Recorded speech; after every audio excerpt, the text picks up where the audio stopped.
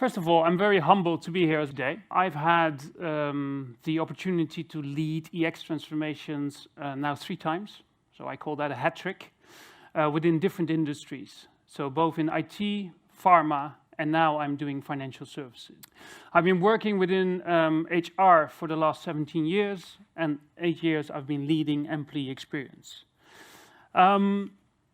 As you can see, I have a bias to action, and I'm quite data-driven, so you will also see that within my presentation going forward. And this is a really important one for me, because today I'm going to show you how the front stage, the backstage, and behind the scenes, which I will explain to you in a short notice, should be connected if you want to drive business transformation truly and effectively. So for me, bad products point to bad alignment or silo thinking. So every journey starts with a trigger, right?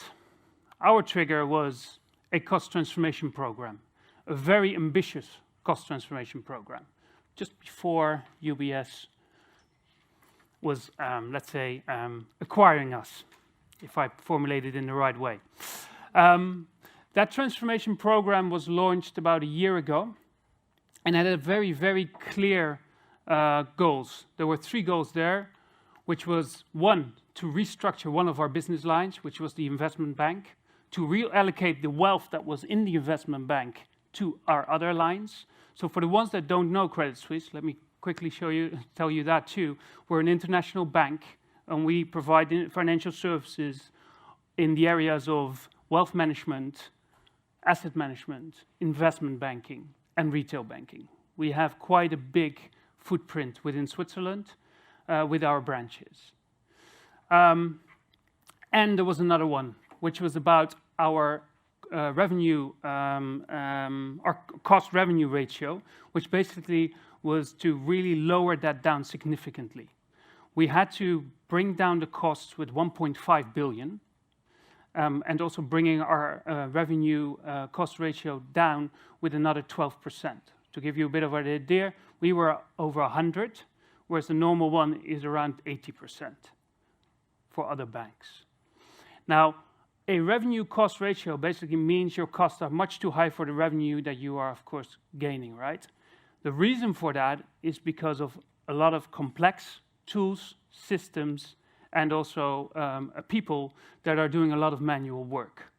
So one of the things that you could see also within our goal was that we also had to let go of, in this case, 9,000 people in 3 years' time, all having to really contribute to that 1.5 billion and being able to bring that down. Our people strategy was at the same time also being developed, and we were embarking on a transformation within the HR organization. We were moving towards a much more employee-centric, product-centric kind of organization. And because of that, we started already in advance. Now, you can imagine that the cost transformation program really, really accelerated that. What happened was the following. There was a very clear focus on redesigning the processes that we had as HR and to understand what was adding value and what was not adding value.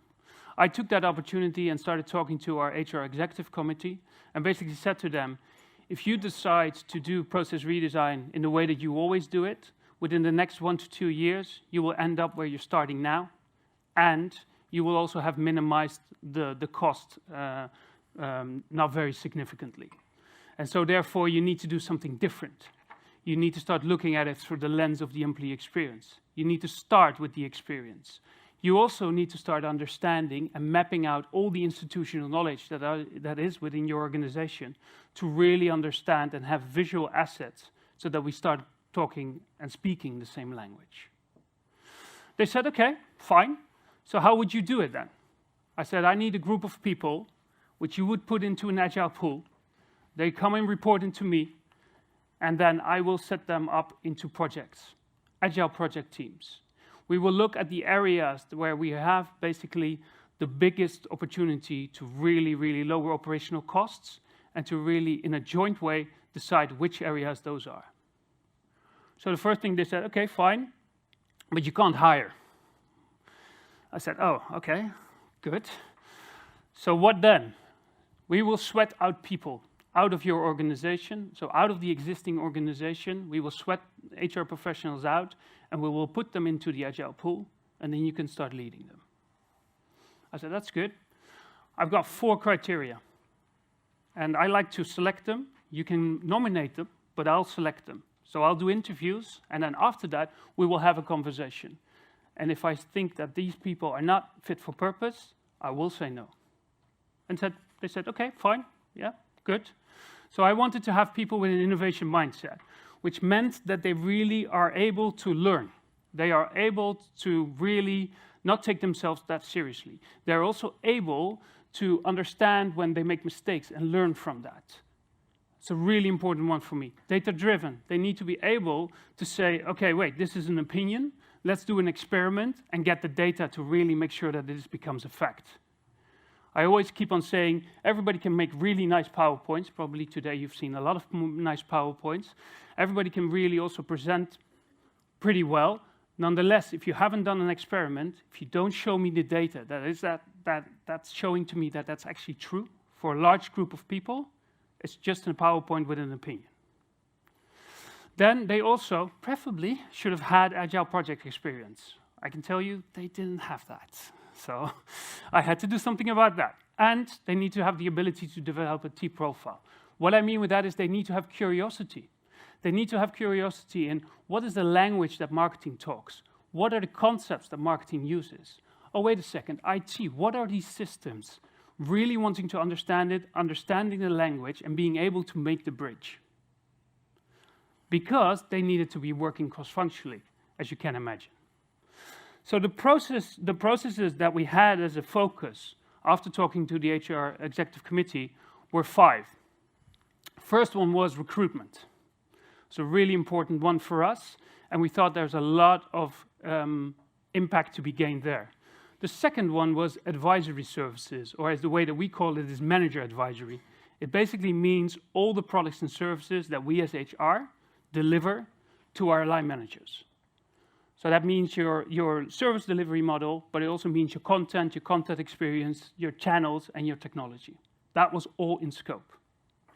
Then also the development one, which was about management, talent management, which is everything. Senior talent management, talent review, senior talent review, but also promotions and succession planning. And then the 2 others, as you can see here, performance and reward. They were set up in a cross-functional way. I didn't want to have them heavy on experts. I only said max 2 experts because they have a tendency to bring in the expertise but do not really want to check it. They have a certain bias. They shouldn't be led by, in this case, the focus area. So recruitment shouldn't be led by somebody who comes from the recruitment organization because they ask different questions. There should be always a process re-engineering specialist in there. So I went out in the market and actually got those. So they were helping us. And there should always be also communication and engagement there. And last but not least, process knowledge. And so this is the way they were set up. Some of these people were 100% dedicated, and the others were 30 to 40% dedicated. So that was the setup, how we started. And as you can see here, there was some extended team members. So how do you start?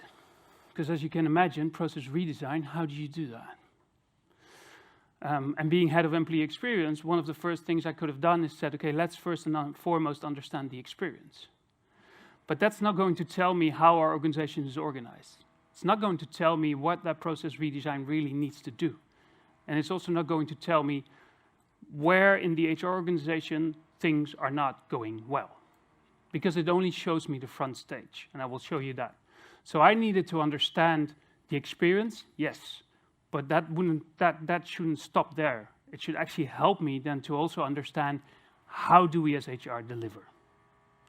Right? So we said, okay, let's find out what the end-to-end is. So as you can see here, this is of course your experience layer, but then also let's find the service to the core. So how are we organized as HR? What is the front stage? What is the backstage? And what is the behind the scenes? Now let me explain to you what I mean with that. Right? Take a look of basically at this And take in your mind just a simple theater. Your front stage is basically where everything happens, where the actors are playing their roles and are doing the play. It's also where what the audience sees, right? On the front stage, that's where your employees are interacting with the HR organization. HRBPs are a very good example. They interact on the front stage. But it doesn't tell me anything about all the things that are going around that to really understand how we as HR are trying to deliver that experience, right? So in the theater, the backstage is really about the crew, the sets, the lighting. The guy who looks at the timing and makes sure that the actors at the right moment are actually on the stage. The backstage is basically our systems, our tools. It is how we as an organization deliver the products and services on the front stage. It is how we are organized to deliver that. And then last but not least, the behind the scenes. Behind the scenes are your policies, your regulations, your budgets. It is everything that's intangible, but it's helping you to deliver basically the backstage, and with that also the front stage. So if I bring that back, as you can imagine, we really wanted to first understand, okay, we need to understand the employee experience, so let's start with that. But then we also need to understand the front stage, the backstage, and behind the scenes. Now, I can hear you think, or some people have actually said to me, so how long did this take you? Can I ask the group, how long do you think this took us, this project, mapping out everything, and experience, front stage, backstage, behind the scenes? The teams. Don't be shy. Good. 6 months. 6 months. Yes. Just a guess. Well, good guess. Very good guess. So how did we do that? Because as I already said, the front stage only looks at an end-to-end mapping. So that's journey mapping I'm talking about right now. Only looks at end-to-end journey mapping of the experience layer. It doesn't tell you anything about the delivery. It has been our starting point, which I'll show you in a bit, but it definitely was not where we stopped. So we first wanted to really understand this experience layer, which actually sits here, right? It sits above here, and this is about the actions. So what I started using was experience blueprinting. Experience blueprinting is a way of really understanding how we are set up as an organization and how we are delivering things. How you do that is that you take scenarios. So this scenario is, in this case, as you can imagine, line manager participates in talent review. That doesn't start when HR decides to initiate the yearly talent review process. It starts before. It starts when the line manager thinks, hey, my team, I've got some good talents in there. I just saw at the global calendar that this review is coming up. Let's make sure that I have the right information. Let's make sure I have the guidelines to help me with that. It starts there. And then, okay, so let me show you very quickly. So what then happens is, okay, he has a certain touch point that he uses. And then there's certain actors that are actually responsible for making sure that the right information is there. He also has a certain process he will follow, as you can imagine here. And there will be also observations and facts that you can then, as a team, start to really understand only from that step what's happening. So what you normally do is you take the scenario, you break it down into phases, and then the phases you break down into steps. And those steps, both hidden and visible, and it means visible for the line manager, right? So it's always from the perspective of the line manager, in this case, or always of the perspective of the employee. The steps then will show you basically which are visible, so which ones are on the front stage, and which ones, the black ones, are in the backstage. So they're not visible to your line manager, or at least you hope that sometimes, but they are happening. And those steps are a sequence to make sure that, in this case, the line manager, in this scenario, is able to do a good talent review. So when do you use experience in blueprinting? You use it to identify, on one hand, what are the broken and painful employee experiences, and how does the delivery organization contribute to that? 2, you really understand where are the inefficiencies. As you can imagine here, in the hidden step, number 4, we've got 3 actors. 3 actors who are initiating the yearly talent review. So you can imagine that our teams, when they were mapping this out, were really at one point also being able to see, hey, wait, we can automate this. Or why haven't we automated this? Why is there so much manual work? Why are people using Excel as opposed to a good tool? Why don't we invest 20K to really make sure that we optimize everything? And by having this, you start really painting the picture. Now, the teams have always validated this with the experts, the process people. So not only the team was coming up with this, they would go out and basically say, okay, so is this the process? Are we right to understand that this is the process? And now I'll make the link to you for the business transformation. As we're moving within HR to a different operating model, these kinds of experience blueprints were really helping us to understand how we were having inefficiencies in our delivery organization, where we had duplications, where we had a diffusion of ownership, where we had bad handovers. So it really helped us to really understand, okay, this is where we need to change. Actually, we need a smaller organization here. Maybe these people shouldn't be responsible for content. They should be responsible for the framework or the strategy, but maybe not for content, because we have not for fit purpose content here right now. We need to do something about that.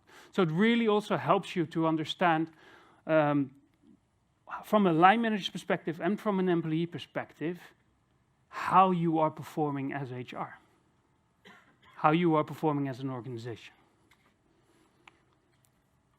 So you paint a picture, you validate that, you make sure that you understand that you are having the right picture, so you constantly validate that, and then you also capture the insights. So it's a living document. They were working on Mural, they're still working on Mural, really making sure that they constantly are updating it when other things come in. And then you bring the journey mapping, and in this case, the experience blueprint together. And with that, you have facts that you can then basically have conversations with other colleagues within HR. So, to conclude on what we did, one is, we mapped out the experience. That's how we started. We did 270 interviews, got a lot of customer satisfaction data. I'm very clear when it comes to using attrition and engagement as a measure for employee experience. I really do not believe that that is the right way, because it's a means to an end. You will have higher engaged people. You will have them also being more happy. Nonetheless, if you're able to understand where it really occurs, this dissatisfaction, you need to go closer by. And what I mean with that is, you need to understand the customer satisfaction. You need to understand eNPS. You need to understand CES, customer effort score. Those, for me, are metrics that I use to understand if the employee experience is doing well or not. You can see here, identifying experiences to prioritize improvement. If you take eNPS and you take CSAT and you bring them into a nice graph, you are able to understand on one hand, what are the moments that matter that have a disproportionate effect on the overall employee experience, plus which are the touch points that are causing that. And then you can start focusing. When I came into the bank, we had 60 projects, I think, that were earmarked as EX. I want to know which ones are moving the needle and which ones aren't. And if I don't know, and if you can't show me, then probably we have to pivot, stop, or do something different, right? So that's what we did.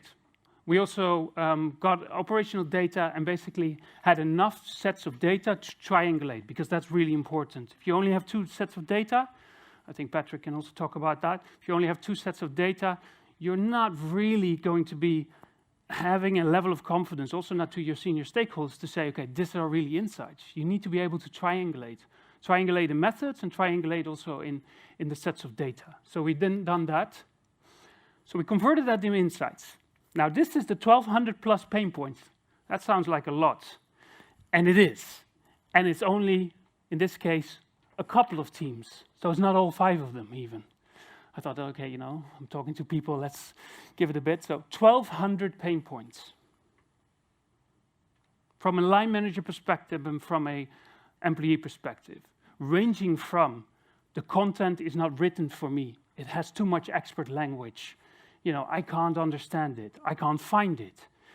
There is a different, you could say, different versions that I can find, so I don't know what is the single source of truth.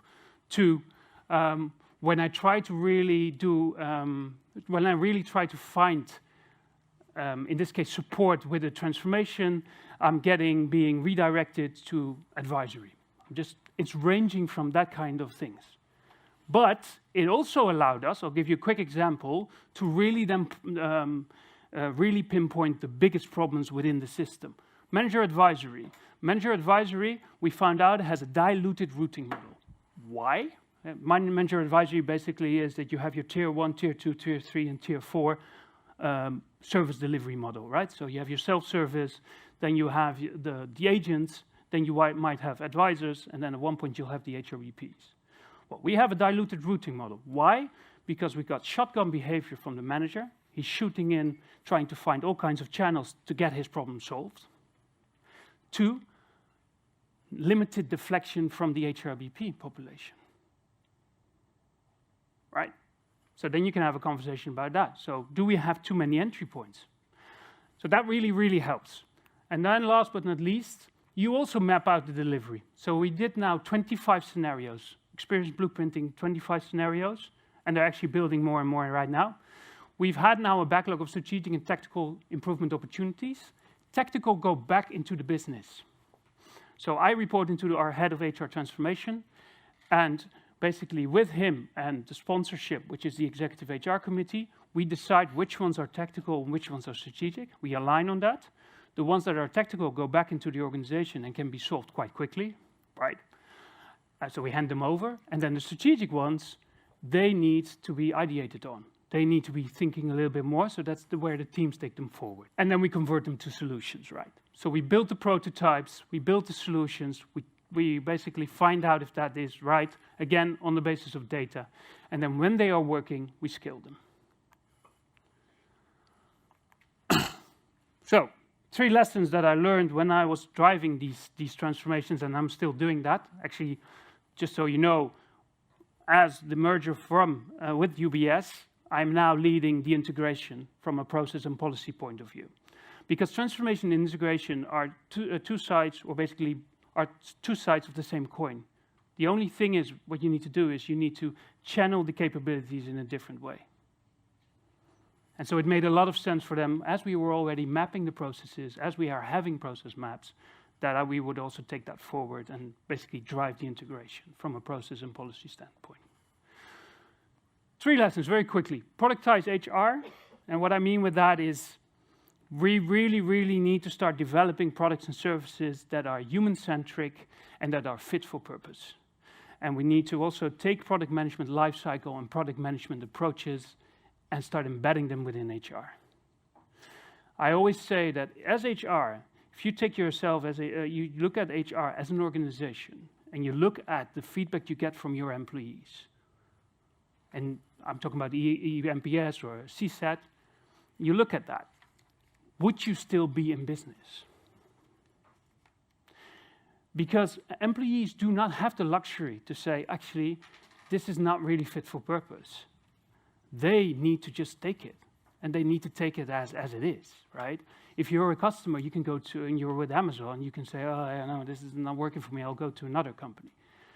An employee can't. And so HR has a bigger obligation to actually make sure that it's fit for purpose. They have a bigger obligation to really make sure that they build things that employees and line managers truly, truly want, and that they also need. And so that means a different mindset. It means starting working cross-functional. It means also going to the employees and line managers and really understand what they need, having also the abilities then to convert that into insights and then develop products and services that are basically set up for success because they're needs-based. And it needs also one more thing, refraining from solutioning.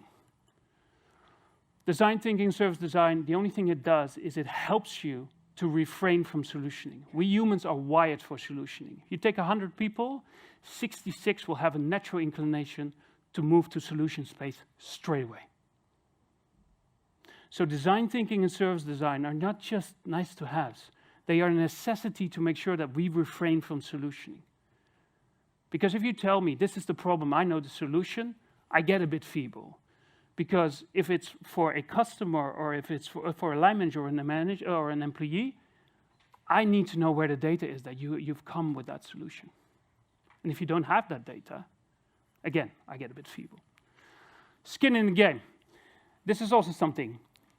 HR is very good at repurposing things. HR is very good. I'm HR too, so don't get me wrong. HR is also very good at conceptualizing and taking things and then building something around it. They're also very good at then taking that into an existing structure. And that will come to the third lesson in a bit, which means that you can still use your old skills. Now, driving employee experience needs you to unlearn skills and needs you to learn skills, not from a, let's say, online training, not from a book. It needs you to get your hands dirty. You needed to have gone through these processes. You needed to have, after the first or the second day, when you do a service design workshop, that your mind is exploding, that you are getting towards this point where you go, I don't know where we're going. That is a really important one. You need to know what the pitfalls are of personas. You need to understand, okay, so when do I use these tools and methods? It is not something that you can just get from a book. It is really getting your hands dirty, which means you need to be prepared to fail, you need to be prepared to experiment, and you need to be prepared not to take yourself seriously. Every year I do a design thinking training. Why? Because I want to learn every time. And every time I learn something, I want to be proven wrong. Proven wrong for me is the best thing.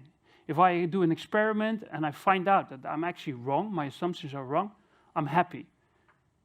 At the beginning I wasn't happy, I can tell you that. I was very sad, because you've worked on it very hard. I'll give you an example. If you ask somebody an hour to draft something, a concept, you only let them work for an hour, they will be more susceptible to feedback than if you ask them to work for it on a week. Why? Because it has become their baby. They have done a lot of deep thinking about it. They've put in their personality also into it.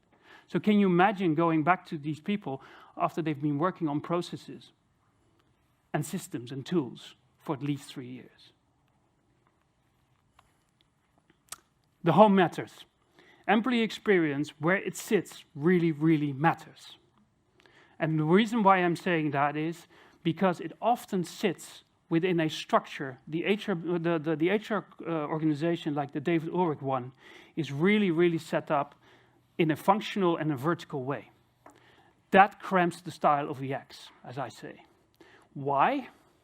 Because EX needs to work cross-functionally.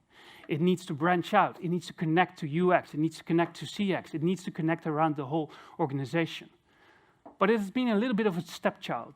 It gets either placed within talent management, the thinking, because that covers a lot of, you could say, life cycle moments or moments that matter, or it gets repurposed into employee engagement or employee communication. The only place where I think it should sit is within transformation and within strategy, because that allows it really to actually reach and have the capabilities to really make a difference within the organization and constantly have the needs at the forefront within the organization. Last thing, I believe that the future is bright. Why? Because I see an HR operating model that's built on a product management mindset, capability and ways of working. And I'm introducing a new kid on the block, which is a cross-functional organization which is responsible for continuous improvement and redesign of products and services, supported by smaller and more senior expert teams working together with HR business partners on strategic and business challenges. Why? Again, because if you take an expert team and you take the redesign and development of products and services, it's counterintuitive. Talent management should own the framework. Talent management should also own the strategy. Well, the strategy is owned by the HR executive committee, but should drive the strategy. They should not develop products and services, because they need to bring in the things from outside. It's a different capability. It's a different mindset. And therefore, I really believe that this is the way that we should go. This is the way that where it's going. And with that, questions and answers.